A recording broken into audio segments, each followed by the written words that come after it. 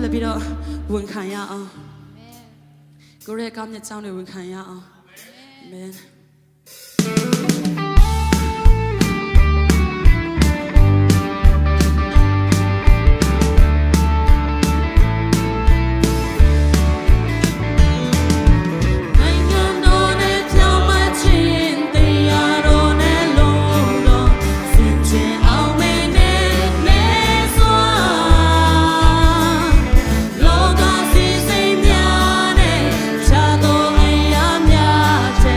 ရှ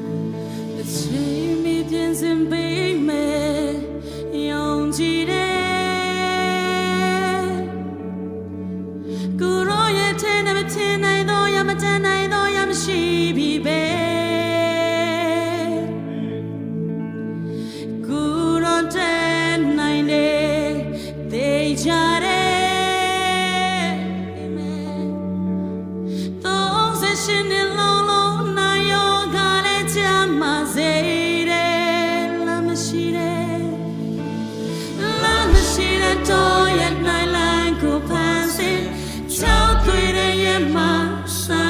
တွေစီထွက်စေတာကိုယ်တော်ပဲလေ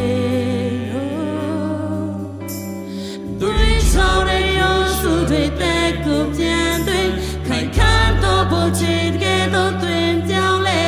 စေတာကိုယ်တော်ပဲ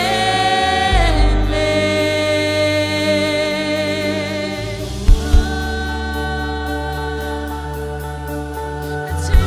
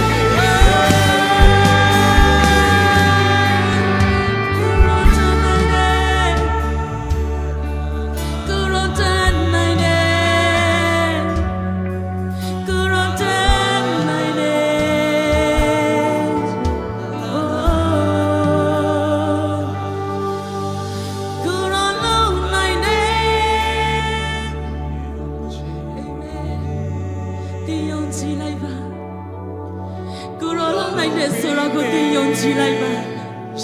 ကိုရောတနိုင်တဲ့ဆိုတော့ကိုတင်ယုံကြည်လိုက်ပါတင်ရတဲ့တာပြောင်းလဲမတနိုင်တဲ့ဒီချာတဲ့ကိုရောလုံးပေးမယ်စိတ်ချ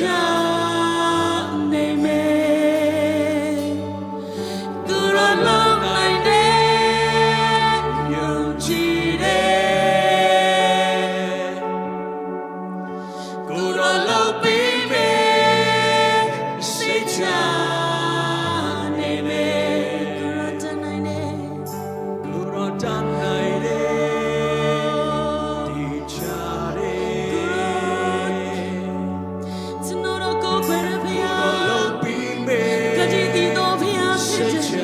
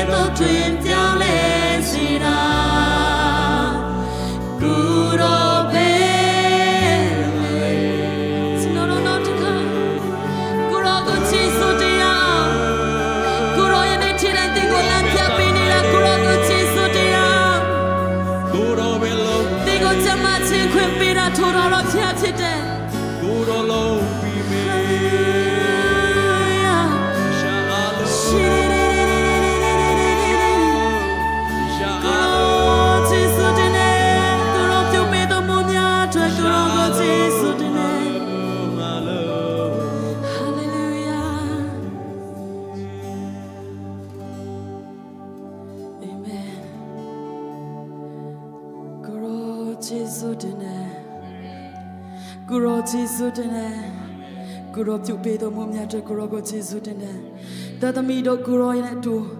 ရှိခြင်းကိုရောရဲ့မျက်မှောက်တော်ထဲမှာတူတိုးဝင်ခြင်းခွင့်ကိုပေးတော်ကြောင့်ကိုရောကိုကျေးဇူးတင်တယ်ကြံရှိနေတဲ့သောချိန်တိုင်းနှမရလည်းကိုရောကျွန်တော်တို့နဲ့တူ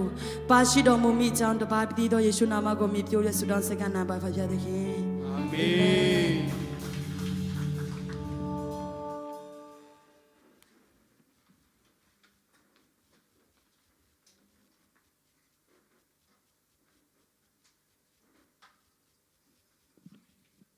ဟာလေလုယာဟာလေလုယာချီးမွမ်းကိုးကွယ်ခြင်းထဲမှာအလုံးဖခင်သခင်ဝိညာဉ်တော်ဖခင်ရဲ့တုထိခြင်းကိုခံစားကြမယ်လို့ကျွန်မယုံကြည်ပါတယ်အလုံးဝိညာဉ်တော်ဖခင်ရဲ့တုထိခြင်းကိုခံစားကြတယ်မဟုတ်လားဖခင်ရဲ့ကောင်းမြတ်လွန်းပါတယ်ကျွန်မတို့ဘောမှာဒီတပတ်လဲမြန်မာအစီအစဉ်ပြန်လဲပြီးတော့မှဖခင်ဦးဆောင်ပြီးတော့မှပြန်လဲစတင်ခွင့်ပေးတဲ့အတွက်ကြောင့်ဂုဏ်တော်ကိုချီးမွမ်းပါတယ်ရှေးဦးစွာဝတ်ပြုကိုယ်ွယ်ချီးမွမ်းကိုယ်ွယ်ခြင်းကိုဦးဆောင်ပြီးသွားတဲ့ worship တင်းတွေကိုဖခင်ရှင်တာရွက်ပြီးတော့မှအသုံးပြုပါစေလို့ပြောကြားချင်ပါတယ်ခုဆက်လက်ပြီးတော့မှကျမတို့ဖခင်ရဲ့ဖြစ်ခြင်းကိုပြန်ပြီးတော့မှကြွေးကြော်ချင်ပါတယ်ဖခင်သခင်ကကျမတို့ပေါ်မှာအရန်ကောင်းမြတ်တယ်နော်ခုနလည်းတခြင်းထဲမှာတခုပြီးတခုပေါ့နော်တပုတ်ပြီးတပုတ်ဖခင်ရဲ့ကောင်းမြတ်ခြင်းကျမတို့ပေါ်မှာဖခင်ကောင်းမြတ်ခြင်းကိုကျမကိုခံစားစေတယ်ပထမအပုတ်အကုန်လုံးပေါ့နော်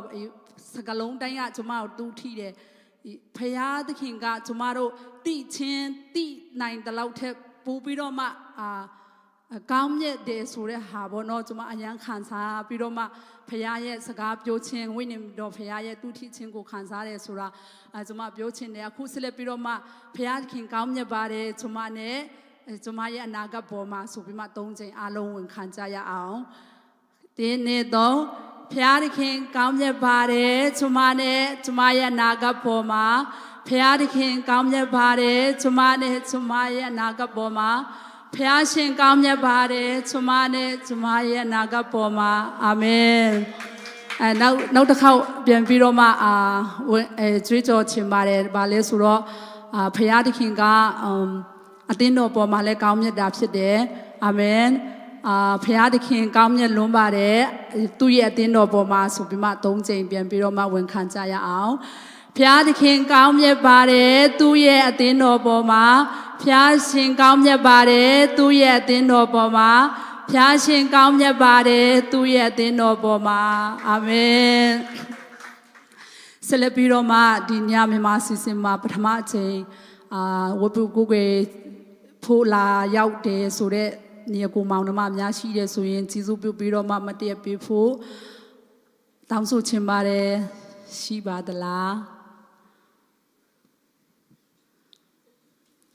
မရှိဘူးမရှိဘူးထင်တယ်မရှိဘူးထင်တယ်နော်အားလုံးကအိမ်ရှင်မဟုတ်ဘဲနဲ့မျက်မှောက်တော်ထဲမှာတလုံးတဝတီးပြောရမလားအားလုံးကနေကိုမောင်နှမတွေဖြစ်တယ်ဆိုတဲ့အကြောင်းပေါ့နော်ပြောချင်တယ်အခုဆက်လက်ပြီးတော့မှကျမတို့အလိုငယ်အားဖြင့်အလိုငယ်ကောက်ခံရမယ့်ချိန်ဖြစ်တယ်အလိုငယ်ကောက်ခံပေးမဲ့သူနဲ့အလိုငယ်များကိုစက်ကပ်ပေးဖို့ဆက်ထန်တာကစက်ကပ်ပေးပြီးတော့မှအလိုငယ်ကောက်ခံတဲ့ချိန်မှာဂုဏ်တော်ကိုပကင်ကဂုဏ်တော်ချီးမွမ်းပြီးသွားမှာဖြစ်ပါတယ်ယေရှုနာမဖြင့်အလုံးကိုဖိတ်ခေါ်ကြရအောင်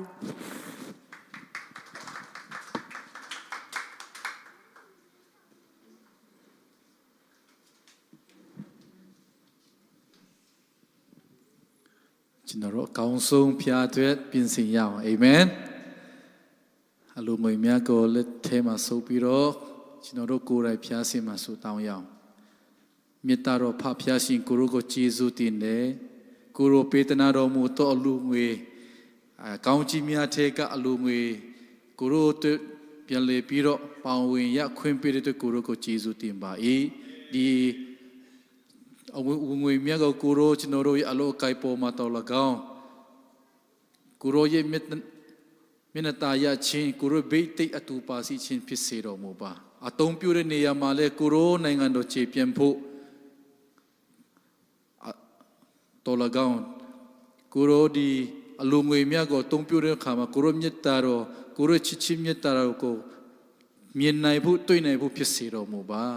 ဒီလူငွေမြတ်ကိုကိုရိုလက်တော်ထဲမှာအနန္တခါတပါးဒီတော်တာတော့ယေရှုနာမဖြစ်ဆုတောင်းစကနာပါရဖပါရှင်အာမင်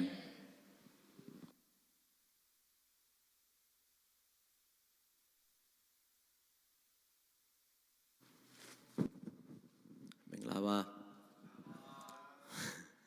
တရားတော်မှာဟောတော့ဘူးနော်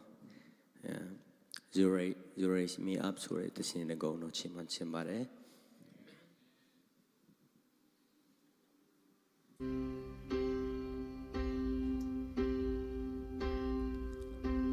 အပတ်ပနိကေကောစာနိပလော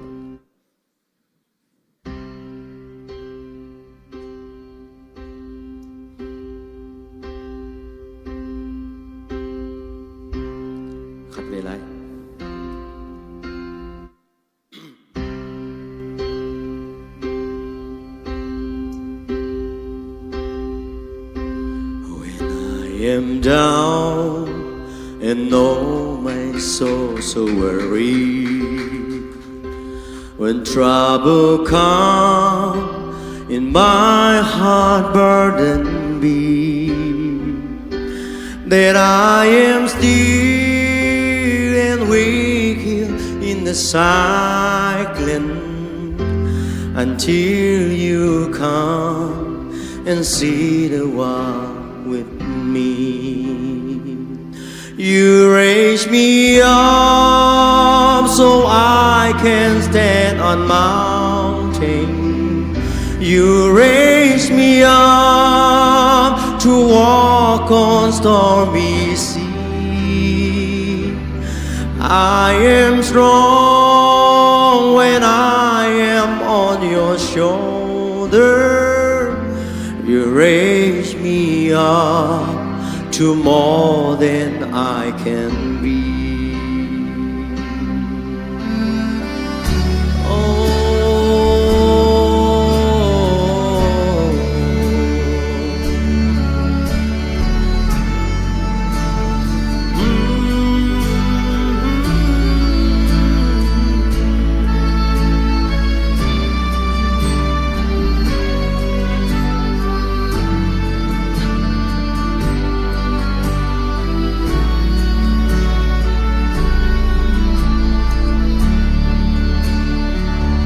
You raise me up so I can stand on mountain.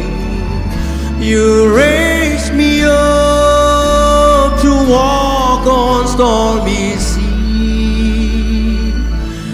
I am strong when I am on your shoulder. You raise me up to more than I can be.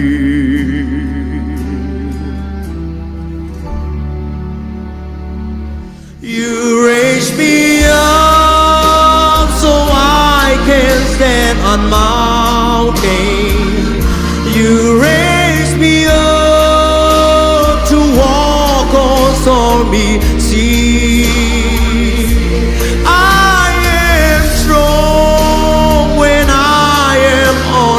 Shoulder, you raise me up to more than I can be. You raise me up so I can stand on mountain.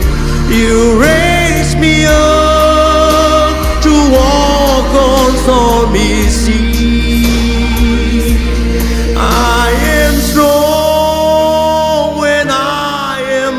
your shoulder. You raise me up to more than I can be.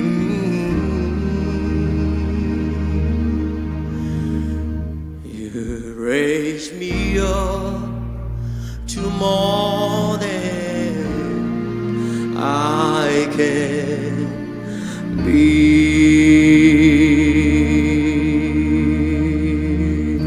နာတို့ရောက်စေတဲ့ဖခင်ကောင်းချီးပေးပါစေ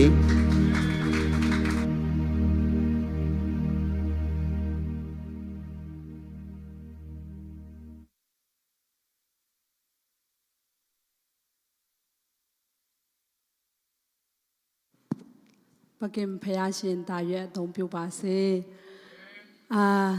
အတန်အရန်ကောင်းတယ်နော်ဒီညကျမတို့အရန်ပဲကျေးဇူးတော်ခံစားတယ်ပြီးတော့ဖယားကောင်းမြတ်ကြောင်းပူပြီးတော့မှကျမခံစားတာတခုပြောရမယ်ဆိုရင်ဆမဆမ်နူလဲအဆိုရှင်ပဲပကင်လဲအဆိုရှင်ပဲပေါ့နော်အဆိုရှင်တွေကကိုရှိမှတချင်းလာဆိုတော့ကိုကလည်းအတန်ကောင်းသွားတယ်လို့မျိုးအဆိုတော်ဒီကြီးပဲကျမတို့ပိုင်ဆိုင်ရတယ်ကျမတို့အတင်းတော်ထဲမှာအဆိုတော်တွေကပဲဦးဆောင်ပြီးတော့မှချီးမွမ်းကူးကွယ်တော့ပူပြီးတော့မှဖခင်ရဲ့မျက်နှာတာဖခင်ရဲ့သူ့ထီချင်းပူပြီးတော့မှခံစားရတယ်လို့ကျမထင်တယ်ပေါ့နော်အားလုံးလည်းဖခင်ကောင်းကြီးခံစားကြမယ်လို့ထင်တယ်အခုဆက်လက်ပြီးတော့မှကျမတို့ဒီဒနာကြားနာရမယ့်ချိန်ဖြစ်တယ်ဒီညဒီဒနာ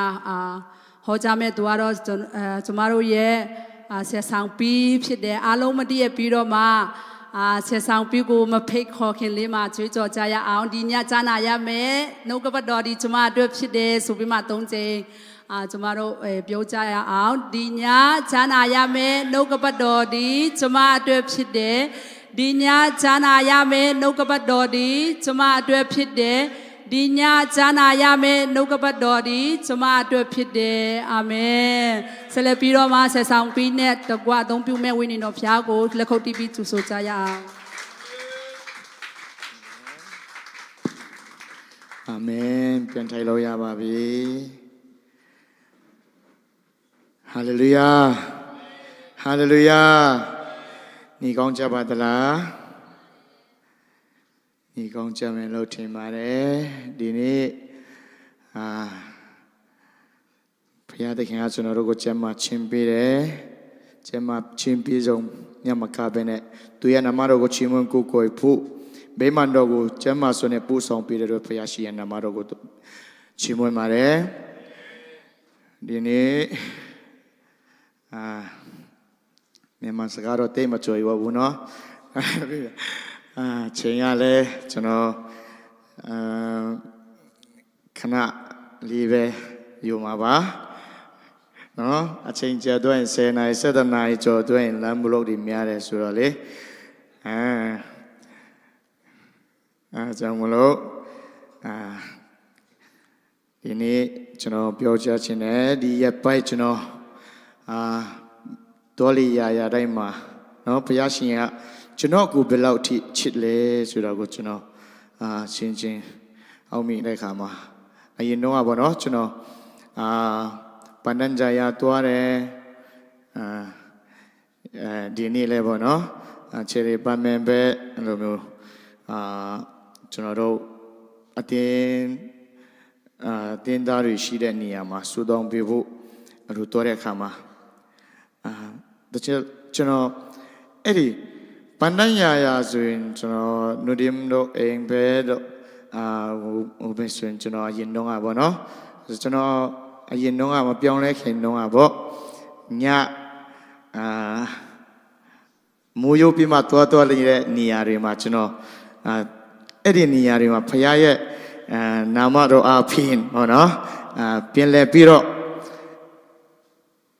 ရှောက်လန်းခွင့်ပြတဲ့ဖခင်ကျွန်တော်အပေါ်မှာဖခင်ရှင်ဘယ်လောက်ချစ်တယ်လဲဖခင်ရှင်ဘယ်လောက်ထိကောင်းမြတ်တယ်လဲဆိုတာပေါ့နော်ကျွန်တော်ခံစားမိတယ်ပြီးခဲ့တဲ့လွန်ခဲ့တဲ့3နှစ်4နှစ်တုန်းကပေါ့နော်ကျွန်တော်တက်တာဟာကျွန်တော်ကိုကျွန်တော်တော့တန်ဖိုးမရှိဘူးလို့ထင်ရတဲ့အချိန်ရှိခဲ့ဘူးတယ်ကိုတော့မနော်ကျွန်တော်လူဟုတ်ရဲ့လားလို့အဲ့လိုမျိုးစဉ်းစားမိတဲ့ချိန်နဲ့ရှိခဲ့တယ်ကျွန်တော်ကိုတော့အတေးတပ်ဖို့ဂျန်စီနဲ့အချိန်ပေါင်းများစွာရှိခဲ့တယ်ဗောနော်ဒါပေမဲ့ဘုရားရှင်ကကျွန်တော်တို့ကိုအယံချစ်တဲ့ဘုရားဖြစ်တယ်ကျွန်တော်တို့ဘယ်လောက်ဆိုးဘယ်လောက်မိုက်ကျွန်တော်ကိုအယံမဲ့ချစ်ခဲ့တဲ့ဘုရားဖြစ်တယ်ကျွန်တော်ကို အမြဲတမ်းချစ်နေပြတဲ့ဖခင်ဖြစ်တယ်ဆိုတာကျွန်တော်ဒီနေ့တက်တည်ခံချင်ပါတယ်ဆိုတော့ကျွန်တော်ဒီနေ့ပြောချင်တဲ့နှုတ်ကပတ်တော်ဟာဗာလဲဆိုတော့အချစ်ရဲ့တင်ဂီတပြောမလားအချစ်ရဲ့ပုံတည်နေဘယ်လိုပြောရမလားချစ်ရဲ့လက္ခဏာမဟုတ်နော်ကျွန်တော်ညတော့ကဆင်ချင်းညအဲ့လိုတွေးရင်စဉ်းစားရင်နဲ့5မျိုးလောက်ထွက်လာတယ်ပေါ့နော်ဆိုတော့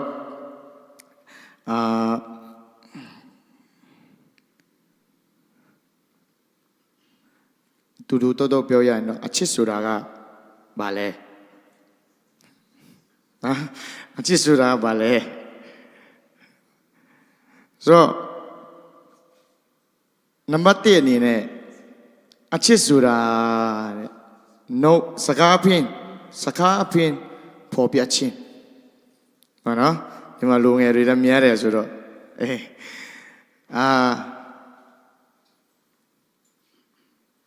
အချစ်ဘုရားသခင်ကိုကျွန်တော်တို့ချစ်တဲ့အကြောင်းကိုဘုရားသခင်ကဘယ်လိုပြောတယ်လဲဆိုတော့ရှမဿဲခရစ်ဝင်ခန်းကြီး30ပိုင်း30ထဲမှာအကျဉ်သူတွေလူတို့ရှေ့မှာငါ့ကိုဝန်ခံကောင်းကင်ဘုံ၌ရှိသောငါ၏ခမဲတော်ရှေ့မှာသူတို့ကိုငါဝန်ခံမေးတဲ့ကျွန်တော်တို့ဘုရားကိုချစ်တယ်ဘုရားကိုချစ်တဲ့အကြောင်းကိုကျွန်တော်တို့ဝန်ခံဖို့ရန်ဘုရားကလူတော်ရှိတာဖြစ်တယ်အာမင်ကျွန်တော်တို့ဘုရားသခင်ကိုဘယ်လောက်ထိချစ်တယ်ဆိုတာကိုကျွန်တော်တို့လူတွေရှေ့မှာဝန်ခံဖို့ရန်အတွက်ဘုရားသခင်လူတော်ရှိတာဖြစ်တယ်အာမင်ဥပမာလူငယ်တွေဆိုတော့လေရေးစားမထားဖို့တဲ့သူရှိလားမရှိတော့ဘူးเนาะကျွန်တော်တို့လူတယောက်ကိုချစ်တယ်ဆိုရင်သူ့ကိုဖွင့်မပြောဘဲနဲ့သူကမတည်နိုင်ဘူးကျွန်တော်တို့သူ့ကိုချစ်နေတာသူတည်ဖို့ရန်အတွက်ကျွန်တော်တို့စကားဖြင့်ပြောထွက်ဖို့လိုအပ်တာဖြစ်တယ်ပြီးတော့အချစ်ခံရသူဘက်ကပြောရမယ်ဆိုရင်လဲနော်သူ့ကိုချစ်တဲ့ကျွန်တော်တို့သူ့ကိုချစ်တဲ့အကြောင်းခဏပြောအရန်ချစ်တဲ့အကြောင်းနော်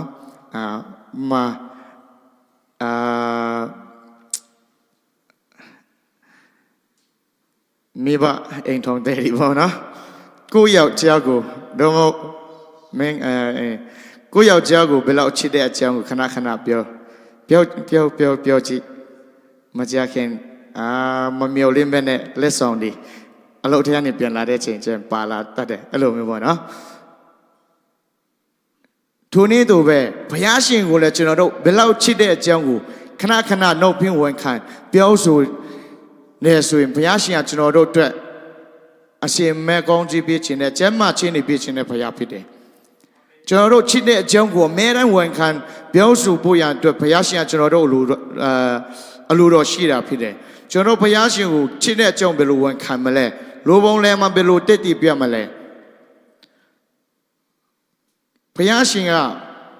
ယေရှုခရစ်တော်ကျွန်တော်တို့ကိုရှင်မဿဲခရစ်ဝင်အခန်းကြီး28အခန်းငယ်19-20-21ထဲမှာကြည့်မယ်ဆိုရင်ကျွန်တော်တို့ကိုသူ့ရဲ့ချစ်ချင်းမေတ္တာအကြောင်းကျွန်တော်တို့အတွက်သူအသွေးသွင်းခဲ့တဲ့အကြောင်းကျွန်တော်တို့ကိုကယ်တင်ခဲ့တဲ့အကြောင်းကိုကဘာတဝန်းလုံးကြောင်းသူပြောစီချင်တာဖြစ်တယ်ကျွန်တော်တို့ကိုရှေ့ခိုင်းတာဖြစ်တယ်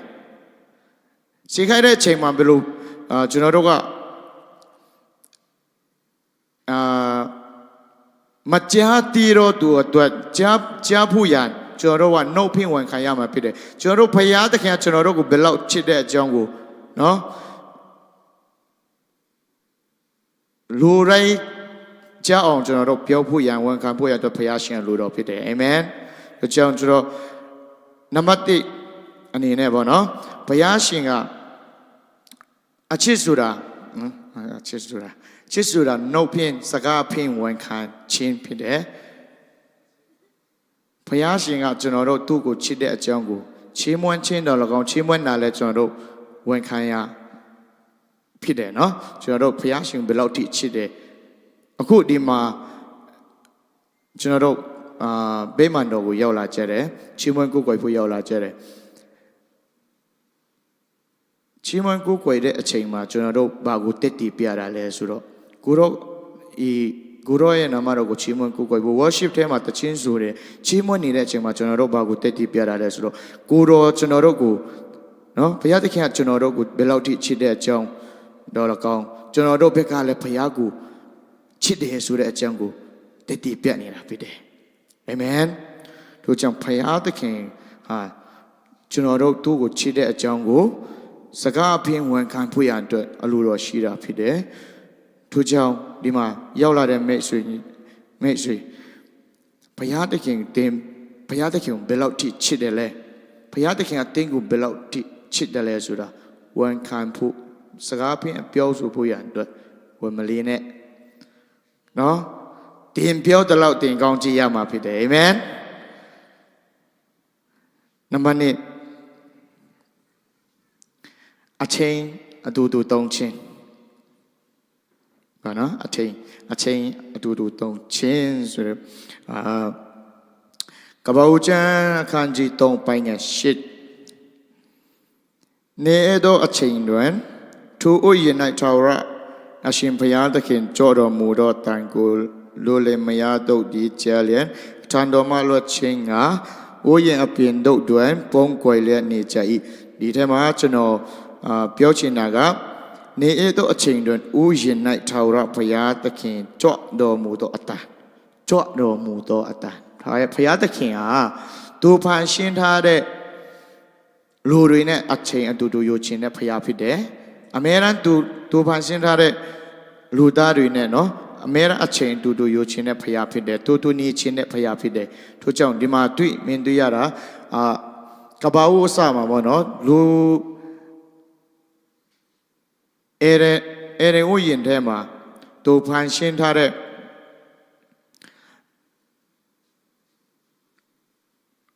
အာဒမ်နဲ့ဧဝတို့ရှင်မှာသူကနေတော့အချိန်နေ့တိုင်း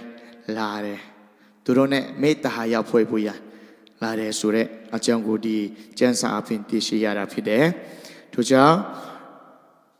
ကျွန်တော်ဒီနေ့ပြောချင်တာကဘုရားရှင်ကကျွန်တော်တို့နဲ့အမြဲတမ်းအတူရှိချင်တဲ့ဘုရားဖြစ်တယ်ဆိုတဲ့အကြောင်းကိုပြောချင်တယ်ဥပမာလူငယ်တွေအကြောင်းပဲပေါ့နော်ပြောမယ်ကျွန်တော်တို့ချစ်တဲ့သူကနော်ကျွန်တော်တို့ချစ်တဲ့သူကိုချစ်တမီးရေးစားဖြစ်ပြီးမှအချိန်မပြေးနိုင်ဘူးဆိုရင်နောက်ဆုံးဘာဖြစ်တော့တတ်လဲလမ်းခွဲတတ်တယ်တဲခွဲတတ်တယ်နော်အဲကြောင့်မလို့တယောက်နဲ့တယောက်အချိန်ပြေးတာလိုအပ်တာဖြစ်တယ်တမီးရေးစားဖြစ်တဲ့အချိန်မှာစကားပြောဖို့ပဲပေါ့နော်နာရက်ဒီမှာမလေးရှားနိုင်ငံမှာဆိုရင်နာရက်အပြင်တော့ဖို့အဲ့လိုမျိုးပေါ့နော်ဟောဒါမှမဟုတ်ညမအိတ်ခင်လေးမှာဗီဒီယိုခေါ်အပြင်အချိန်ယူတာအဲ့လိုမျိုးပေါ့နော်မိသားရဖွဲ့တာအချင်းချင်းစကားပြောတာချစ်တဲ့အကြောင်းတွေကိုပြောဖို့အချိန်တွေယူတယ်အဲ့လိုမျိုးလိုအပ်တာဖြစ်တယ်နော်ကိုချစ်တဲ့သူကိုအချိန်ပြနိုင်ဖို့လိုအပ်တာဖြစ်တယ်ထို့ကြောင့်ဘုရားသခင်ကလည်းကျွန်တော်တို့ ਨੇ အမြဲတမ်းအတူတူမေတ္တာရဖွဲ့ခြင်းတဲ့ဘုရားဖြစ်တယ်ဘုရားသခင်နဲ့အချိန်ယူတယ်ဆိုတာကဘယ်လိုဖြစ်မလဲဘုရားကျောင်းလာမှအချိန်ယူတာဖြစ်မလားပေါ့နော်အဲ့လိုလည်းနည်းနည်းတော့ပြောချင်တာဖြစ်တယ်ဘုရားသခင်နဲ့အချိန်ယူတယ်ဆိုတာကပြောရမယ်ဆိုရင်ကျွန်တော်တို့ဘုရားကျောင်းလာမှဘုရားသခင်ကိုအချိန်ပေးတာမဟုတ်ဘူးတင်ဘယ်နေရာတွားဘယ်နေရာရောက်ဘုရားသခင်နဲ့စကားပြောတာဆုတောင်းတာဥပမာမနက်ထတင်ဘုရားနဲ့ဘယ်လိုအချိန်ယူမလဲဘုရားသခင်ကသူလိုအပ်တာဆိုတော့ကျွန်တော်တို့စီကသူဘယ်လိုပြောမလဲကျွန်တော်တို့ဘုရားသခင်ကိုဘယ်လိုအချိန်ပေးရမလဲဆိုတာဘုရားသခင်လိုအပ်တာကျွန်တော်တို့ရဲ့အချိန်တွေကိုဆဲဖို့တဖို့ဆိုတာကကျွန်တော်တို့ လို့တဲ့နေရာကနေရတဲ့လဆာတွေထဲမှာဆယ်ဖို့တဖို့ကိုပေးဖို့ပဲဘုရားရှင်လူတော်ရှိတာမဟုတ်ဘူးကျွန်တော်တို့တရက်မှာဘုရားရှင်ကကျွန်တော်တို့ကိုအချိန်24နာရီပြည့်တယ်အဲ့ဒီအချိန်24နာရီထဲမှာဆယ်ဖို့တဖို့ကိုဘုရားရှင်ကိုပြည့်ဖို့ရန်သူ့ကိုအချိန်ပြည့်ဖို့အတွက်ဘုရားရှင်ကလူတော်ဖြစ်တယ်အလိုတော်ဖြစ်တာအလိုတော်ရှိတာဖြစ်တယ်အာမင်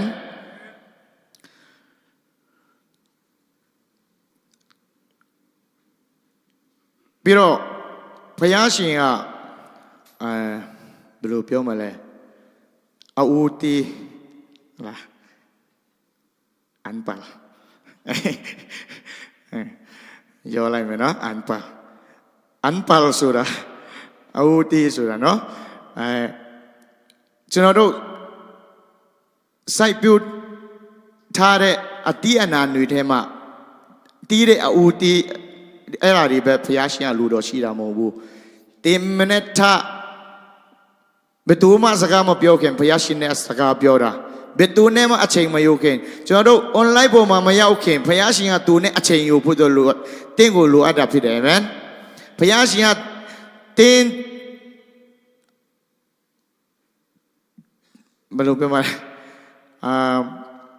ကျွန်တော်တို့ဒီမှာလဲလူတိုင်းတော့မဟုတ်ဘူးဒါပေမဲ့အများစုကတော့ရှိတယ်ကျွန်တော်တို့ထမင်းကိုစာကိုမချက်ခင်အိုး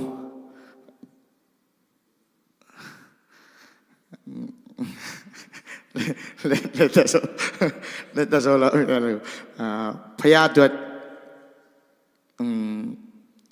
ထားတာဘောနော်အဲ့လိုရှိတယ်ကျွန်တော်တို့ရောဘက်မှာမြန်မာပြည်မှာဆိုရင်တော့အများဆုံးကအိမ်တိုင်းလိုလိုပေါ့နော်အိမ်တိုင်းလိုလိုအဲ့လိုမျိုးထားတတ်ကြတာဖြစ်တယ်အဲ့ဒါလည်းဖယားကိုကျွန်တော်တို့မစားခင်ဖယားအတွက်ပြီးတာဖြစ်တယ်တို့ကြောင့်ကျွန်တော်ပြောချင်တာကဖယားသခင်ကကျွန်တော်တို့စိုက်ပျိုးထားတဲ့အတီးအနံတွေထဲကပဲအတီးအူကိုလိုအပ်တာမဟုတ်ပဲねပေါ့နော်ကျွန်တော်တို့အချိန်တော်လကောင်းသူ့ကိုအချိန်ပေးဖို့ရကျွန်တော်တို့ပထမအဆုံးအချိန်ကိုလည်းဘုရားရှင်ကလိုအပ်တာဖြစ်တယ်ဆိုတာပြောချင်တာဖြစ်တယ်ကျွန်တော်ဘုရားရှင်ကကျွန်တော်တို့နဲ့အချိန်အများတိုင်းအတူတူရှိခြင်းနဲ့ဘုရားဖြစ်တဲ့အတွက်ကြောင့်ဘုရားရှင်ကိုကျွန်တော်တို့အချိန်ပေးတဲ့ဆိုတာတေသ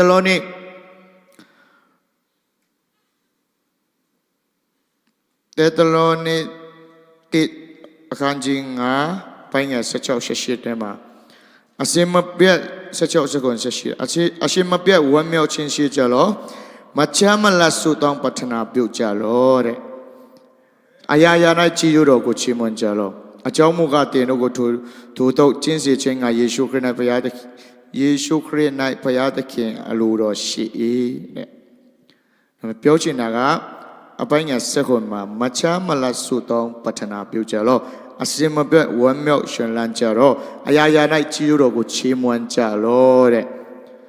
ကျွန်တော်ဘယ်နေရာရောက်ဘယ်အခြေအနေပဲရောက်ကြီးတော်ကိုချီးမွမ်းဖို့တော့ဘုရားရှင်လိုတော်ရှိတာဖြစ်တယ်ဘုရားရှင်ရဲ့ကြီးစုတော်ကိုချီးမွမ်းတယ်ဆိုတာကဘုရားကိုအချိန်ပေးတာဘုရားနဲ့အတူတူစကားပြောတာလည်းဖြစ်တယ်ဆုတောင်းပတ္ထနာပြုတယ်ဆိုတာကဘုရားသခင်နဲ့ကျွန်တော်တို့စကားပြောတာမေတ္တာရဖွေးတာလည်းဖြစ်တယ်တို့ကြောင့်အစင်မပြတ်ဆုတောင်းပတ္ထနာပြုကြတယ်ဘုရားရှင်ကကျွန်တော်တို့ကိုအစင်မပြတ်ဆုတောင်းပတ္ထနာပြုတော့ဆိုတာကအစင်မပြတ်ဘုရားကြောင့်နေ့တိုင်းအလုံးမလုံးပဲနဲ့ဘုရားကြောင့်လာပြီးမှဆုတောင်းမယ်ဆိုတော့ပြောချင်တာမဟုတ်ဘူးကျွန်တော်တို့ရောက်တဲ့နေရာတိုင်းမှာပေါ့နော်ဘုရားရှင်ကိုဘုရားရှင်ကောင်းမြတ်ခြင်းကြောင့်ဘုရားရှင်ကြီးကိုကျွန်တော်တို့ပေါ်ဘယ်လောက်ကောင်းမြတ်တယ်လဲဥပမာကျွန်တော်ဒီနေ့ချရီပါမန်သွားတယ်အဲ့မှာကျွန်တော်ဟိုနေရာကိုရောက်တဲ့ချိန်မှာအိုးဒီနေရာကအရင်တော့ကျွန်တော်ဒီလိုပုံစံနဲ့ရောက်ခဲ့တဲ့နေရာမဟုတ်ဘူးပေါ့နော်ဒါပေမဲ့ဘုရားရှင်ကကျွန်တော်အခုချိန်မှာကျွန်တော်အရင်တော့ကနေမတူဘဲနဲ့ဘုရားရှင်ရဲ့ကောင်းမြတ်ခြင်းအကြောင်းနော်ဘုရားရှင်ရဲ့ကောင်းမြတ်ခြင်းအကြောင်းဝန်ခံဖို့ရတော့ကျွန်တော်ရောက်သွားတယ်ဖြစ်တယ်ဆိုတော့ဘုရားရှင်ကကျွန်တော်ကိုဘယ်လောက်ထိချစ်တယ်ချီးကျူးကိုတော်ကိုချီးကျူးတင်တယ်ကိုတော်ကောင်းမြတ်လိုက်တာကျွန်တော်တော့အဲ့လိုမျိုးရောက်တဲ့နေရာတိုင်းမှာချီးကျူးတော်ကိုချီးမွမ်းတယ် ကိုရောကောင်းမြတ်ခြင်းကြောင့်ကိုကျွန်တော်နှလုံးသားထဲကနေဝန်ခံတာအဲ့ဒါရှင်မပြတ်ဆုတောင်းပတ္ထနာပြုတယ်ဆိုတဲ့အကြောင်းကိုပြောချင်ပါတယ်ပြီးတော့ကျွန်တော်မဲရန်ပြောချင်တဲ့စကားရှိတယ်ကျွန်တော်လည်းညီအတိုင်းပေါ့နော်လိုက်ကျွန်တော်လိုက်နာနဲ့ကျွန်တော်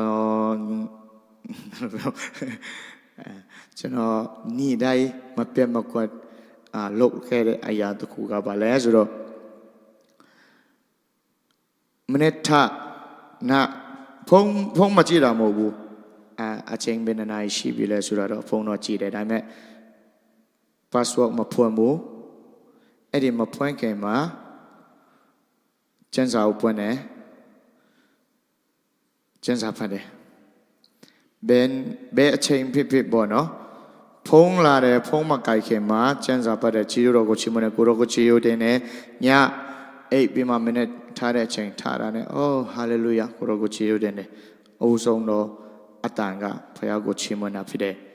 ။အဲ့ဒီတော့ဘုရားရှင်လိုတိုင်းကျွန်တော်တို့အားလုံးကိုလိုအပ်တာဖြစ်တယ်။ကျွန်တော်တို့ Facebook ပေါ်မှာစာတွေမတင်ခင်ဒါမှမဟုတ် Facebook ပေါ်မှာသူများတွေတင်ထားတဲ့စာတွေကို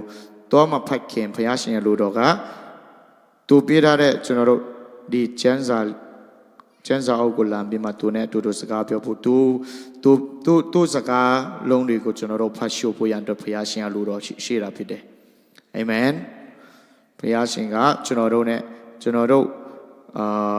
ဘယ်လိုပြောမှလဲဘုရားရှင်နဲ့အချိန်ဘုရားသခင်နဲ့အချိန်ယူတာအချိန်တူသုံးတာဆိုကျွန်တော်ကျမ်းစာဖတ်တယ်ဆိုရင်ကျမ်းစာဖတ်တဲ့အချိန်မှာဘယ်လိုဖတ်ရမလဲဆိုတော့စပွဲပေါ်မှာထိုင်ပြီးမှဒီဘက်မှာဘုရားသခင်ရှိတယ်ကျွန်တော်တို့ဒီဘက်မှာမျက်နှာချင်းစကားပြောတယ်လို့ပေါ့နော်အဲ့လိုမျိုးတွေးပြီးမှဖတ်ပြီးတော့ကျမ်းစာမှာမဖတ်ခင်ကအရေးကြီးဆုံးကဘာလဲဆိုတော့ကိုတော့ကျွန်တော်အခုချိန်မှာကျမ်းစာဖတ်တော့မယ့်အချိန်ဖြစ်တယ်။တန်ရှင်တော်ဝိညာဉ်တော်ကျွန်တော်နဲ့အတူပါရှိပေးပါဒီကျွန်တော်ဖတ်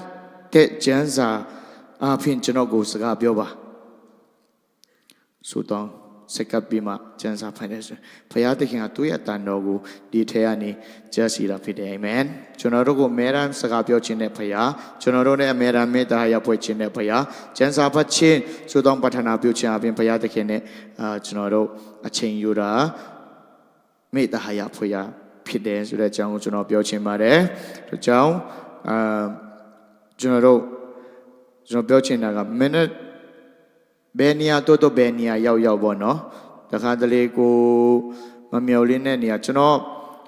တခုပြောချင်တာကတခါတလေကိုမနေ့စောမထားနိုင်ဘူးပေါ့နော်တခါတလေအေးပြတ်တဲ့ချိန်မှာမထားနိုင်ဘူးဒါပေမဲ့အရေးပေါ်တော့မဲ့အချိန်ကကြာနေပြီဆိုရင်အနည်းဆုံးကကျွန်တော်စာလ23အလို့ရထားတဲ့ကြံပိုက်ကိုတော့ကျွန်တော်မဖြစ်မနေဒီနှလုံးသားထဲကနေပေါ့နော်ရွတ်နေဖတ်ရွတ်နေပေါ့နော်အဲ့လိုမျိုးဒီကျမ်းပိုက်ကိုလာပြီးတော့မဖတ်နိုင်ခဲ့ဘူးအဲ့လိုမျိုးအခြေအနေရောက်ခဲ့တဲ့ဆိုရင်တော့မှအဲ့ဒီကျွန်တော်ရပြီးသားကျမ်းပိုက်လေးကိုတော့မဖြစ်ပါနဲ့အပြင်မထွက်ခင်ဖုံးမကြည့်ခင်ပေါ့နော်ကျွန်တော်အဲ့လိုမျိုးဖတ်ရွတ်လေးရှိတယ်အကြောင်း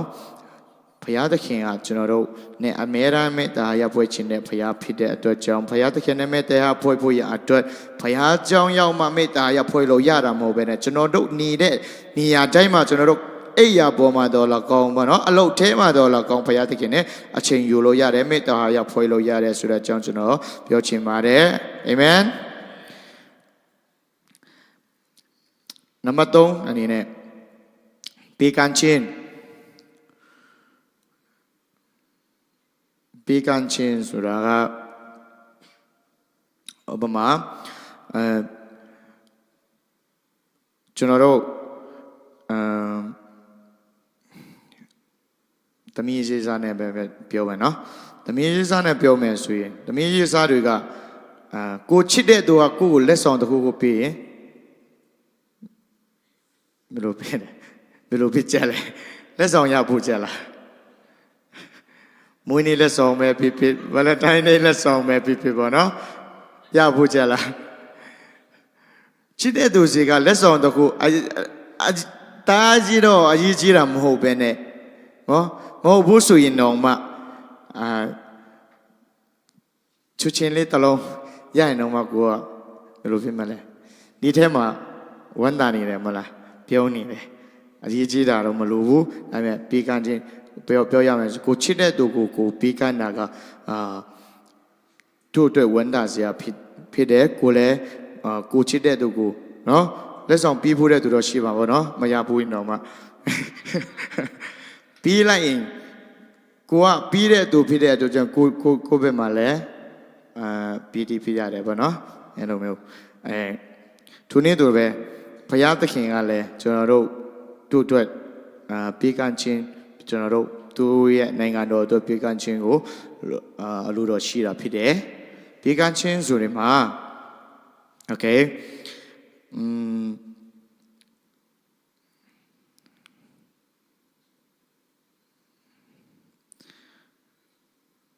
sorry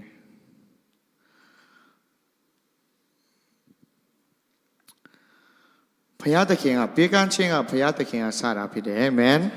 ဘုရားသခင်ကကျွန်တော်တို့အတွက်သူရဲ့တပါးတည်းသောသားတော်ယေရှုကိုကျွန်တော်တို့ကဲလွတ်မြောက်ခြင်းရဖို့ရအတွက်လောကီသားတွေအတွက်ပေးကမ်းတာဖြစ်တယ်အာမင်ထိုနေ့တော့ပဲကျွန်တော်တို့ဆရာလဲသူလိုအပ်တာသူဘုရားသခင်အတွက်ကျွန်တော်တို့ပေးကမ်းခြင်းဆိုတာဘယ်လိုမျိုးလဲအရင်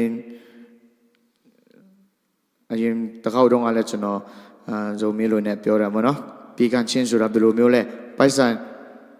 လက်ဆောင်တွေပါနေတာအဲ့လိုမျိုးပဲပေးကမ်းတာလားဒါမှမဟုတ်တခြားတော့ဘယ်လိုပုံစံမျိုးတွေပေးကမ်းခြင်းဖြစ်တယ်လဲဆိုတော့ကျွန်တော်တို့နံပါတ်1အနေနဲ့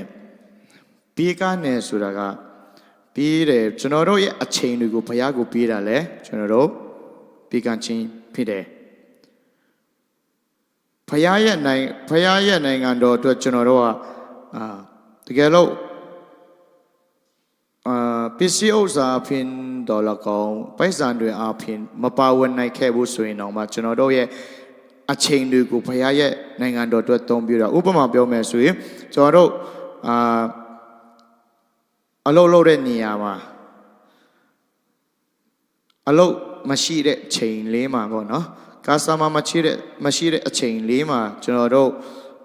ဖုန်းကိုပဲ Facebook ကိုပဲကြည့်မနေပဲနဲ့ဘုရားသခင်ရဲ့ကျွန်တော်တို့ကိုဘုရားသခင်ကောင်းမြတ်ခြင်းအကြောင်းကိုတစ်ချက်တယောက်စီမှာဟုတ်နော်အဲ့လိုမျိုးဧဝံဂေလိတရားကိုပဲဖြစ်ပေါ့နော်တစ်ချက်ကျွန်တော်တို့လို့ဖို့ခိုင်ဖက်တွေစီမှာပြောတဲ့အချိန်ပြီးတာကိုလည်းကျွန်တော်တို့ပြေကန်းချင်းရရောက်တာဖြစ်တယ်အာမင်ဘုရားသခင်ကအဲ့လိုမျိုးပိုက်ဆံဒီပဲလိုအပ်တာမဟုတ်ဘူးကျွန်တော်တို့ရှိရသူ့နဲ့နိုင်ငံတော်အတွက်အချိန်ပြီးပူရန်ဘုရားရှင်အလိုတော်ရှိတာဖြစ်တယ်နောက်တစ်ခုကဒီမှာလဲရှင်မတဲ့20ပိုင်းရဲ့20မှာပေါ့နော်ကေတာဘယင်ရဲ့ပုံလိပ်စာဖြစ်ပါရီကိုရှောက်ကြတော့ယေရှုကလည်းကေတာဘယင်ဤဥစ္စာကိုကေတာဘယင်အားဆက်ပြကြလောဘုရားသခင်ရဲ့ဥစ္စာကိုဘုရားသခင်အားဆက်ပြကြလောဟုမိန်တော်မူ၏တဲ့ဒီမှာကျွန်တော်ပြောချင်တာကဘုရားသခင်ရဲ့ဥစ္စာကိုဘုရားသခင်အားဆက်ပြကြလောဟုမိန်တော်မူ၏တဲ့ဘုရားသခင်ရဲ့ဥစ္စာဆိုတော့ဘယ်ဟာဖြစ်မလဲကျွန်တော်တို့ကဘာဥစ္စာကြတဲ့ဘုရားသခင်ကကျွန်တော်တို့ကိုဖန်ဆင်းတဲ့ဘုရားဖြစ်တဲ့အတွက်ကြောင့်ကျွန်တော်တို့ဘဝကျွန်တော်တို့ရဲ့အသက်တာကကျွန်တော်တို့ပိုင်တာမဟုတ်ဘဲနဲ့ဘုရားသခင်ပိုင်တာဖြစ်တယ်အာမင်ကျွန်တော်တို့အသက်ရှင်တာကကျွန်တော်တို့ကြိုးစားနိုင်လို့ကောင်းမြတ်လို့မဟုတ်ဘဲနဲ့ကျွန်တော်တို့ပညာရှိလို့အသက်ရှင်တာမဟုတ်ဘူးဘုရားသခင်ပေးထားတဲ့အသက်ကြောင့်ကျွန်တော်တို့အသက်ရှင်တာတို့ကြောင့်ကျွန်တော်ဒီအသက်တာဟာကျွန်တော်တို့ပိုင်တာမဟုတ်ဘူးဘုရားသခင်ပိုင်တာတို့ကြောင့်ဘုရားသခင်လိုအပ်တာကကျွန်တော်တို့ရဲ့အသက်တာကိုဘုရားရဲ့နိုင်ငံတော်အတွက်စက္ကတ်တာပေါ့နော်အဲ့ဒါဘုရားရှင်ကလူတော်ရှိတာဖြစ်တယ်နောက်ပြီးတော့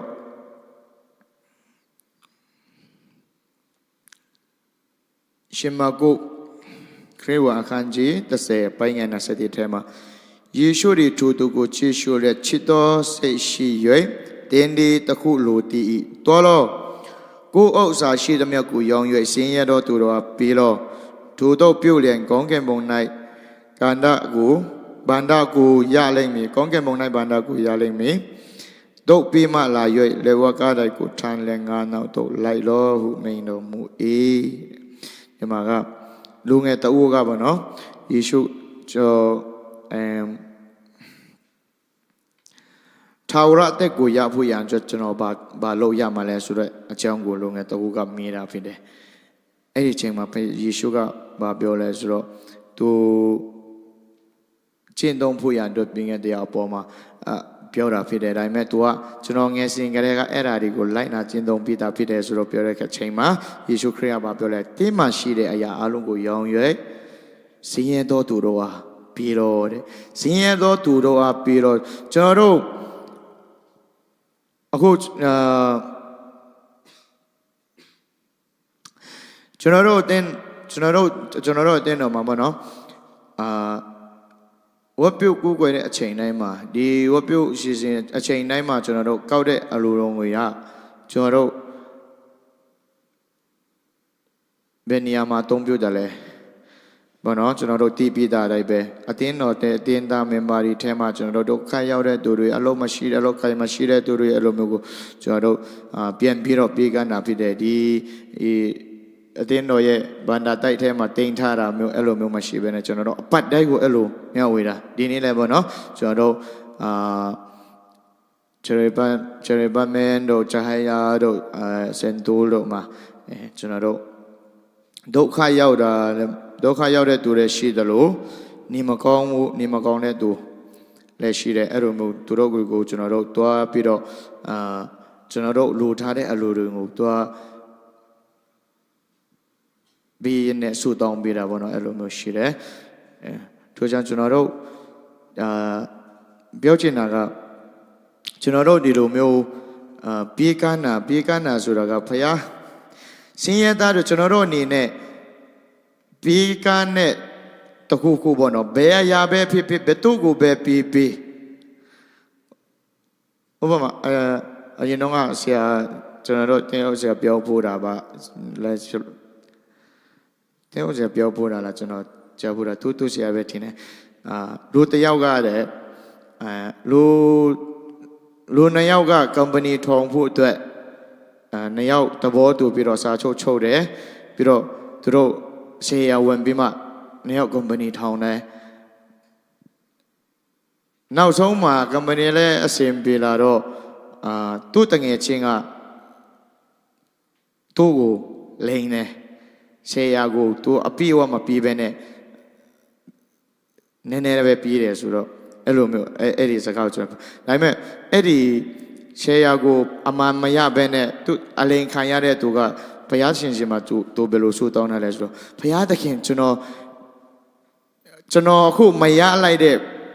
ဖိုက်ဆန်ရှယ်ယာတွေဟာနော်ကျွန်တော်ရှုံးတာမဟုတ်ဘဲနဲ့ကိုတော့ရဲ့ဘာနာတိုက်ထဲမှာကျွန်တော်တင်းစီအထားတယ်လို့ကိုတော့လက်ခံပေးပါဆိုတဲ့ဘုရားရှင်ရဲ့ဘုရားသခင်ရှင်မှာသူဆူတောင်းပြီးတော့အနံလိုက်တယ်တဲ့အဲ့လိုမျိုးပေါ့နော်ပြီးတော့ तू အဲ့လိုမျိုးအနံတဲ့အချိန်မှာ तू ကအစပေါင်းမြတ်စွာဘုရား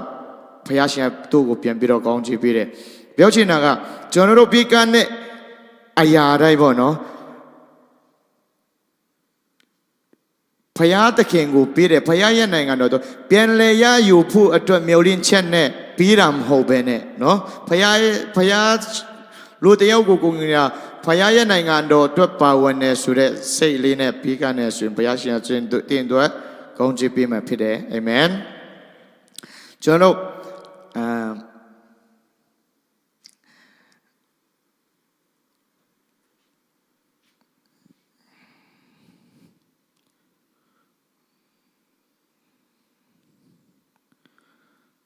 Okay. အဲ့လိုမျိုးဘေးကန်းချင်းဆိုမှာကျွန်တော်တို့ရှင်မှာလဲအရင်တော့ကပေါ့နော်ကျွန်တော်လူငယ်တွေရှင်မှာလဲပြောဖို့တယ်ကျွန်တော်တို့ဒီ street gospel တွားတဲ့အချိန်တော့ ကျွန်တော်လာစာပုံမှန်1500 1900လောက်ရတဲ့သူအတွက်5ချက်ဆိုတာကဘာမှမဟုတ်ဘူး30ဆိုတာကဘာမှမဟုတ်ဘူးဒါပေမဲ့အဲ့ဒီလမ်းပြီးရောက်နေတဲ့သူတယောက်အတွက်ထမင်းတနတ်စားလို့ရတယ်5ချက်နဲ့3ချက်ခွဲနဲ့ထမင်းတနတ်စားလို့ရတယ်ရည်တမိုးတဘူးဝယ်လို့ရတယ်သူ3ရက်လောက်အသက်ရှင်လို့ရတယ်ပြောချင်တာကကျွန်တော်တို့ဘာတစ်ခုခုကိုပြေးခါနဲ့နဲတာမြဲတာကိုမစင်စားပဲကျွန်တော်ဒီ5ချက်ကိုသူ့ကိုပြေးလိုက်ရင်သူ့အတွက်ဘယ်လိုဖြစ်မှာလဲအရင်တစ်ခေါက်တုန်းကဆရာတန်သားတက်တီခံတော့လည်းပေါ့နော်နိုဒီမှာ90ပြည့်တယ်ကျွန်တော်မျက်ရည်ကျတယ်ဆိုတော့ဟုတ်တယ်ကျွန်တော်လည်းဖြစ်ဖို့တယ်နော်ကျွန်တော်ပြောမယ်ဆိုရင်ပြီးခဲ့တဲ့နှစ်တွေတုန်းကကျွန်တော်ရဲ့ကရင်ကအကြီးကြီးပဲဒီမှာကျွန်တော်ဒီမှာအဲ့လိုမျိုးတခါတလေကျရင်ထမင်းစားဖို့မရှိဘူးဝင်ငွေမရှိတော့ထမင်းစားဖို့မပြောနဲ့ရေတစ်ခွက်တောက်ဖို့တော့ပတ်စံမရှိတဲ့အချိန်ရှိတယ်10ပြားတော့မရှိတဲ့အချိန်ရှိတယ်အဲ့ချိန်မှာတယောက်ယောက်က5ချက်လက်ဖက်ရည်တောက်ဖို့ဆိုပြီး4ချက်3ချက်ပြေးတဲ့သူရှိတယ်တခါတလေအများတန်းတော့မဟုတ်ဘူးဒါပေမဲ့တခါတလေအဲ့ဒီလိုကြည့်လိုက်ရင်5ချက်ဆိုတာကအခုချိန်မှာတော့ဘာမှမဟုတ်ဘူးမဟုတ်တယ်လို့ဒီလိုမျိုးကြည့်လိုက်ရင်ဘာမှမဟုတ်ဘူးနော်လာစာပုံမှန်ရတဲ့သူတို့လည်းဘာမှမဟုတ်ဘူးတရက်မှာနေစာပတ်ထမ်းလို့တဲ့သူတို့လည်းဘာမှမဟုတ်တော့ဘူး5ချက်10ချက်ဆိုတာကဒါပေမဲ့စာငတ်နေတဲ့သူတယောက်အတွက်အဲ့ဒီ5ချက်လေးအရန်တန်မှုရှိတာဖြစ်တယ်ကျွန်တော်တို့ပြေးလိုက်တဲ့အဲ့ဒီ5ချက်လေးဆွမ်းနာကျွန်တော်ပြောတယ်နော်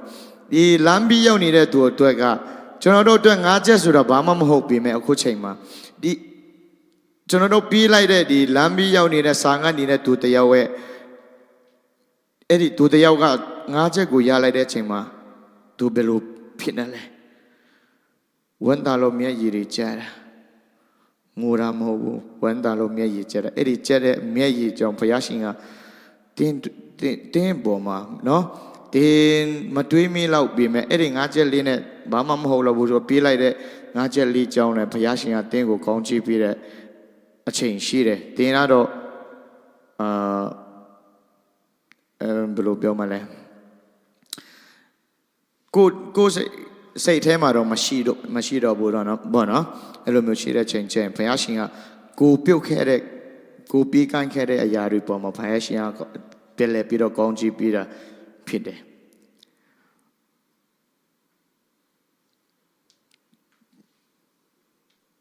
တို့ကြောင့်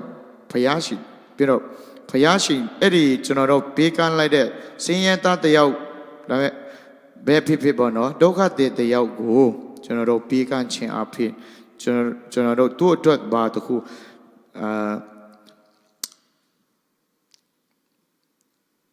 ကျွန်တော်တို့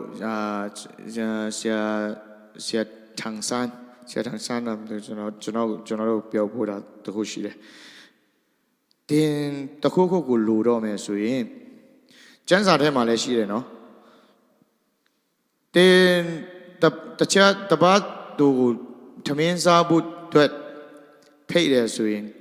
တင်းကိုပြန်ခေါ်နိုင်မဲ့ပြန်ကျွေးနိုင်မဲ့သူကိုမခေါ်နဲ့တဲ့ဒုက္ခတဲ့တင်းကိုပြန်ပြီးတော့မကျွေးမွေးနိုင်မဲ့မဟုတ်ဆိုးမတော့အဲ့လိုမျိုးခေါ်ပြီးတော့ကျွေးပါတဲ့အဲ့ဒါလိုလုပ်ရင်ဘုရားရှင်ကတင်းကိုကောင်းချီးပေးလိုက်မယ်တဲ့ဒါပေမဲ့တင်းကိုပြန်ပြီးတော့ကျွေးနိုင်မဲ့သူကိုသွားကျွေးလိုက်တယ်ဆိုရင်သူတို့ကနောက်တစ်ခေါက်တင်းကိုပြန်ကျွေးလိုက်ရင်တင်းလဲတင်းလို့တာပြန်ရတာဖြစ်တဲ့အတွက်ကြောင့်ဘုရားရှင်ကတင်းကိုကောင်းချီးပေးဖို့ရအတွက်ဘယ်လိုပြောမလဲလမ်းမရှိတော့ဘူးမနော်တင်းပြုတ်ခဲ့တဲ့ကောင်းမှုကတင်းပြန်ရပြီးဖြစ်တဲ့အတွက်ကြောင့်ပါနော်အဲ့လိုမျိုးတခုခုကိုလိုတော့မယ်ဆိုရင်ပြီးတော့မယ်ဆိုရင်ဥပမာကျွန်တော်တို့လူငွေထည့်တယ်စူတောင်းတာဘုရားလက်တော်ထဲကိုအနန္နာတော့ဟုတ်ပါတယ်ဒါပေမဲ့ပြီးတဲ့အချိန်မှာတင်ပေးလိုက်တဲ့အလူငွေကဥပမာ30 ဒီ30ကျွန်တော်30ပေးလိုက်ရင်ကျွန်တော်ဘယ်လောက်ရမလဲပြန်ပြီးတော့ဘုရားရှင်အစတရားပြည့်တယ်ဆိုရင်အဲ့လိုမျိုးတွက်ချက်နေတော့တင်းတွက်ကောင်းကြီးဖြစ်မလားအဲ့ဒါတော့ကျွန်တော်တို့ဖြစ်မယ်လို့တော့မထင်ဘူးပေါ့နော်ဒါပေမဲ့ကျွန်တော်တို့ပြီးလိုက်တဲ့အချိန်မှာကျွန်တော်ဒီပြီးလိုက်တဲ့ဒီ10ချက်ဟာဘောနော်ဘုရားလက်ထက်တော့အနန္တဆိုကျွန်တော်ဒီနေ့ပဲကျွန်တော်တို့ဒီဒုံဟိုဘောနော်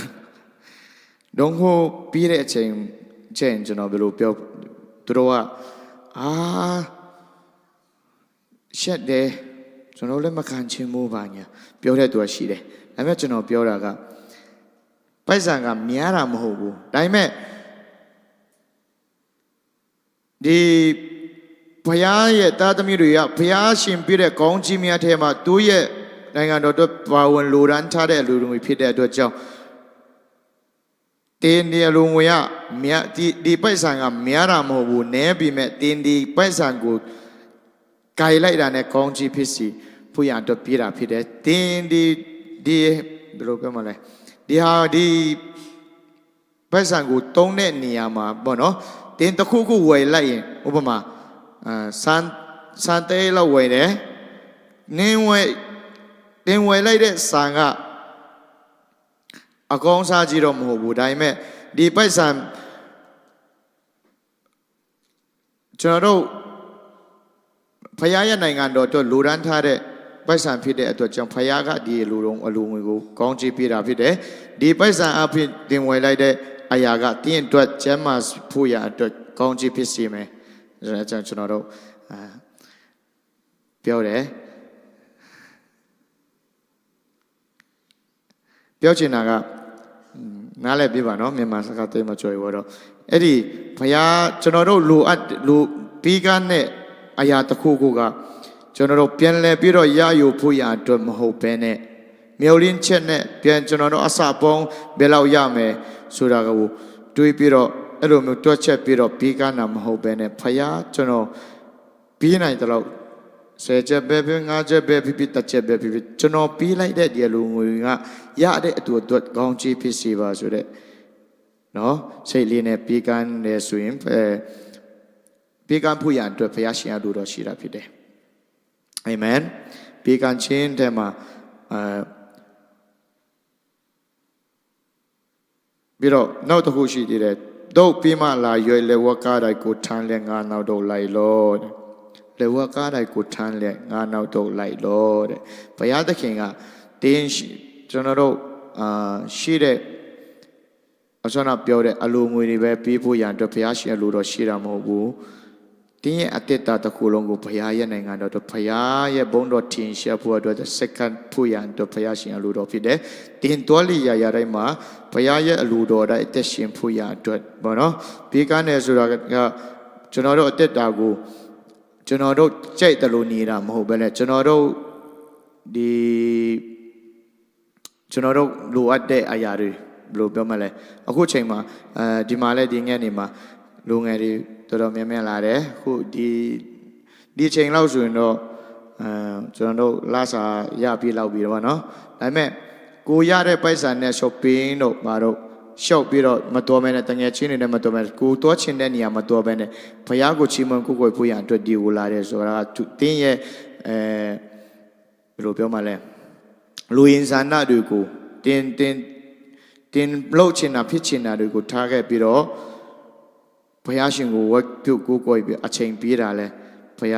ရားသခင်တင်းရဲ့အတ္တတင်းရဲ့ဒီအတ္တကိုဘုရားရဲ့နိုင်ငံတော်အတွက်ဘု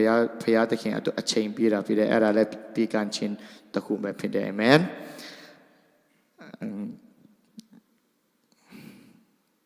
โอเคအချိန်ကလည်းနောက်ချက်နေပြီဆိုတော့နောက်နှမျိုးကနောက်မှပဲဆက်တော့မယ်နော်โอเคပထမပြန်ပြတော့ခေါင်းစဉ်တွေကျွန်တော်ပြန်ပြီးပြောချင်တယ်အချစ်ဆိုတာကဘုရားသခင်ရဲ့ဘုရားသခင်ကိုကျွန်တော်တို့ချစ်တဲ့အကြောင်းကနော်ဘုရားသခင်ကျွန်တော်တို့ကိုဘယ်လောက်ချစ်တယ်ကျွန်တော်ကိုဘယ်လောက်ချစ်တယ်ကျွန်တော်ဘက်ကလည်းဘုရားကိုဘယ်လောက်ချစ်တယ်ဆိုတာကို နှုတ်ပြင်းဝန်ခံပြောဆိုဖို့ရန်အတွက်ဘုရားရှင်ကအလိုတော်ရှိတာဖြစ်တယ်ပြီးတော့ဘုရားသခင်ကတင်းနဲ့အချိန်အမဲရန်ယူချင်တဲ့ဘုရားဖြစ်တဲ့တင်းနဲ့အမဲရန်မေတ္တာရဖွဲ့ခြင်းတဲ့ဘုရားဖြစ်တယ်နောက်တစ်ခုကဘေကန်ချင်းဘုရားတင်းဘယ်လောက်ထိချစ်တယ်လဲဆိုတာကိုတင်းဘုရားတင်းကိုပြီးတဲ့ကောင်းကြီးများထဲမှာတင်းဘုရားရှင်အတွက်ဘယ်လောက်ပြီးကန်တယ်လဲဆိုတာလဲဘုရားရှင်ကတင်းတူလိုအပ်နေလို့ပြီးကန်စီခြင်းတာမဟုတ်ဘဲနဲ့တင်းကောင်းစားဖို့အတွက်ပြီးကန်စီခြင်းတဲ့ဘုရားဖြစ်တယ်အာမင်ကျွန်တော်တို့ရောက်ချင်းစီတဲ့ဘုရားရှင်ကောင်းချီးပေးပါစေ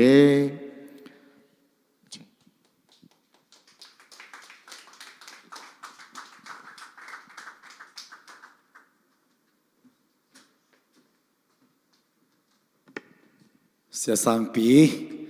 လက်ခုပ်တီးပြီးတော့ဂုဏ်ပြုကြရအောင်ဖျားစီကောင်းကြည်ပြီးပါစေလုံငယ်ပေါင်းများစွာရဲ့အသက်တာကိုခရစ်တော်ရဲ့ခြေတော်ရည်၌ခေါ်ဆောင်နိုင်ဖို့ရန်အတွက်ဖျားရှင်ပြီးတော့ဒီထက်မကတာရွေးအသုံးပြုပါစေဟောပြီးတချင်းတပုတ်ဆိုပြီးတော့တရားဖျားကိုတက်တာတီတီကိုစက်ကကြရအောင်အချစ်ဆူတာပါလေမမေဖို့ကောင်းနေနော်အချစ်ဆူတာပေးဆက်ခြင်းပါဟာလေလုယာသူနဲ့ရှိတော်တပါးတီတော်သားတော်ကိုပေးဆက်တယ်လို့အချစ်ဆူတာပေးဆက်ခြင်းဖြစ်တယ်အချိန်ပေးရမှာဖြစ်တယ်ကိုမှရှိတဲ့အရာလေးကိုချစ်တဲ့ကောင်မလေးယောက်ျားလေးတွေကိုကျွန်တော်တို့လက်ဆောင်လေးပေးချင်တာကခိုင်းဆရာမလို့ဘူးဘာဖြစ်လို့လဲချစ်လို့ဟာလေလုယာအဲကြောင့်ဒီနေ့ဆက်ဆောင်ပြီးကကျွန်တော်တို့ကိုခွန်အားပေးရတာဖြစ်တယ်ဖျားချောင်းသွားတာခိုင်းလို့သွားတာမဟုတ်ဘဲနဲ့ချစ်လို့သွားတာပို့ပြီးမှခွန်အားရတယ်ဟာလေလုယာအဲကြောင့်အလုပ်သမျှအရာအလုံးကိုချစ်ချင်းမေတ္တာတော်ကို foundation ထားပြီးတော့လုပ်တယ်ဆိုရင်တော့ပြင်းစရာမရှိဘဲနဲ့ကောင်းကြီးမင်္ဂလာနဲ့ကျွန်တော်တို့လုပ်သမျှအရာအလုံးကိုကောင်းကြီးမင်္ဂလာကလိုက်သွားတာဖြစ်တယ်ဟာလေလုယာအချင်းတပုတ်ဆိုပြီးတော့အသက်တာအတီးတီးကို nation နေတဲ့အသက်တာမှာကိုနဲ့ကျွန်တော်နဲ့တွာလာနေထိုင်ခြင်းနဲ့ဖျားရှင်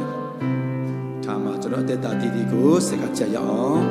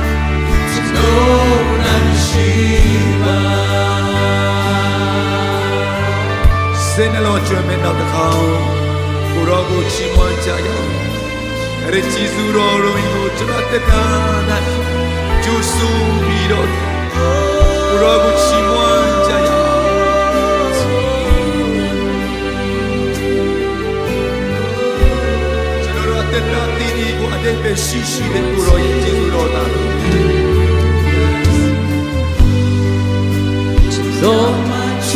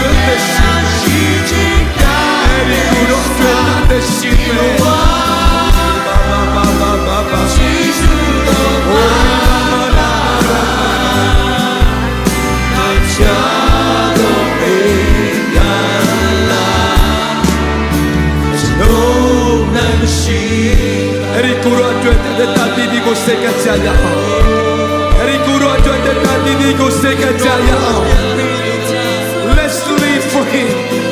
Oh,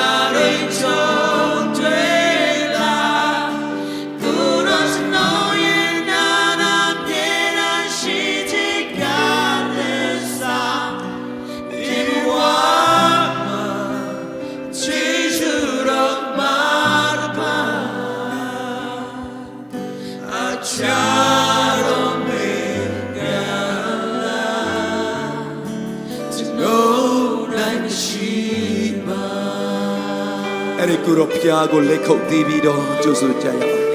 ချီးမွမ်းကြရအောင်ချီးမွမ်းထိုက်တော်ရှိအိုးကိုရောကိုကြည်စုတင်တယ်ကျွန်တော်မှလူအစွမ်းရာကကြည်စုတော်တာဖြစ်တယ်အဲ့ဒီကြည်စုတော်ကိုကိုရောရှင်နိရှအတ္တနိုင်လုံလောက်စွာပြည်တနာတော်ကြောင့်ကိုရောကိုကြည်စုတင်တယ်ချစ်တော်ညီကိုမောင်နှမ ဒီညမှာဗိမာန်တော်မှာရောက်ရှိလာတဲ့ညီကိုမောင်နှမကိုကျွန်တော်အဲ့ဒီတစ်ချက်လေးကိုပြောခြင်းတယ်ကိုရောရဲ့ဘုံတော်ထင်ရှားစီဖို့ရအတွက်ဘွေနာမာရီတော်ချင်းတချင်းနီကိုရောကအတိကမထားပါဘူး My grace is sufficient for you ဂျေဇုတော်ကလုံလောက်တယ်လို့ကျမ်းစာကပြောတာဖြစ်တယ်အဲ့ဒီဂျေဇုတော်ကို second time minute time မှာကျွန်တော်တို့ကူးကွယ်တဲ့ဘုရားကသင်နဲ့ကျွန်တော်ကိုပေးချင်တာဖြစ်တယ်အဲ့ဒီဂျေဇုတော်ကသင်နဲ့ကျွန်တော်ရဲ့အသက်တာကိုအဓိပ္ပာယ်ရှိစေတာဖြစ်တယ်လူတွေအတွက်သက်တည်ဖြစ်စေတာဖြစ်တယ်ဟာလေလုယာအဲ့ဒီဂျေဇုတော်ကိုတန်ဖိုးထားတတ်တော်ဖျားရဲ့ကြီးရောကိုတန်ဖိုးထားတတ်တော်သူဖြစ်ဖို့ရဖျားရှင်ကောင်းချီးပေးပါစေငွေနဲ့ဝယ်လို့မရဘူးခရစ်တော်ရဲ့အသွေးတော်ကသာအဲ့ဒီကြီးစုတော်ကိုရစေချင်ကျွန်တော်တို့ကိုရအပိုင်ရစေတာဖြစ်တယ်ဖြောင်းမချင်းကိုရစေစေတာဖြစ်တယ်အဲ့ဒီကြီးစုတော်ကိုပဲလူတွေကတောင်းတပြီးတော့စုံကြတာဖြစ်တယ်အထူးသဖြင့်မလေးရှားမှာရှိတဲ့လူငယ်ပေါင်းများစွာကအဲ့ဒီဂျေဇုတော်ကိုသူတို့မသိဘူးဘုရားရဲ့ချစ်ချင်းမေတ္တာတော်ကိုသူတို့မသိလို့တဲ့နေ့ကျွန်တော်အသက်တာအာနေမြန်မာပြည်သားလူငယ်အမြောက်များစွာကအဲ့ဒီဂျေဇုတော်ကိုသိချင်ပြီးတော့တဲ့နေ့ကျွန်တော်ကိုစောင့်မျှော်နေတာဖြစ်တယ်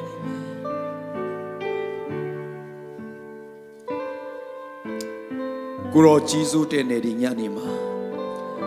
တယောက်ချင်းစီတရားအသက်တာကိုဆက်ဆံပြီးကွာတုံပြပြီးတော့စကားပြောတဲ့အတွက်ကိုတော့ကိုဂျေဇုတင်တယ်ဒီအသက်တာဒီဂျေဇုတော်အပြင်ဒီအသက်တာဒီဖျားရှင်ရဲ့ကြီးတော်ကြောင့်အတိတ်ပဲရှိလာတယ်လို့ကိုအသက်တာတီးကွာအတိတ်ပဲရှိချင်းကိုနားမလည်သေးတဲ့မြန်မာပြည်သူမြန်မာပြည်သားလူငယ်ပေါင်းမြောက်များစွာတွေ့ဒီညမှာရောက်ရှိလာတဲ့လူငယ်တွေရဲ့အသက်တာကိုကောင်းချီးဖြစ်စေတော်မူပါအသက်တာတီကိုအတိတဖာကိုရောရဲ့ဘုံတော်အတွက်ကျွန်တော်တို့ပြန်လည်ပြီးတော့စိတ်ကကြပါတယ်ဝိညာဉ်တော်ဘုရားအသက်တာတီကိုပြီးသိမ့်ပြီးတော့ကောင်းကြီးဖြစ်စီတော်မူပါဒီညမှာဘုရားရှင်ရဲ့မေတ္တာအကြောင်းကိုကျွန်တော်ကြားနာရတယ်လို့မေတ္တာရီပေးစခြင်းဖြစ်တယ်အဲ့ဒီပေးစခြင်းတွေကငွေနဲ့ဝယ်လို့မရတဲ့ဂျေဇုတော်ကျွန်တော်မှာရှိတဲ့တန်ဖိုးရှိဆုံးအရာကကိုရောရှိရဲ့ချစ်ချင်းမေတ္တာကိုပိုင်ဆိုင်တော်သူဖြစ်တာတဲ့ဝါကြွားတဲ့အရာတခြားအရာဘာမှမရှိပါဘူးအဲ့ဒီအရာကိုလူတွေရှိမှလက်စကန်ပြီးတော့ခရစ်တော်ရဲ့ချစ်ချင်းမေတ္တာကိုဝေမျှနိုင်ပြီးတော့အသက်တာတည်တည်ကိုခရစ်တော်ရဲ့ခြေတော်ရင်း၌ခေါ်ဆောင်နိုင်သောသူဖြစ်ဖို့ရအတွက်အရောက်စီတိုင်းကိုဒီညကောင်းချီးပြီးတော်မူပါဂျေဇုတော်ပေါင်းကိုရည်တွက်ချီးမွမ်းရင်ကျွန်တော်တို့ကိုကယ်တင်ပါရှိခရစ်တော်နာမကိုမြည်ပြု၍ဆုတောင်းစိတ်ကအနံပါလေမြတ်စွာဘုရားတည်းအာမင်ရရှိကောင်းချီးပြီးပါစေကျေးဇူးတင်တယ်လက်ဖက်ရည်နဲ့မောင်ရှိတယ်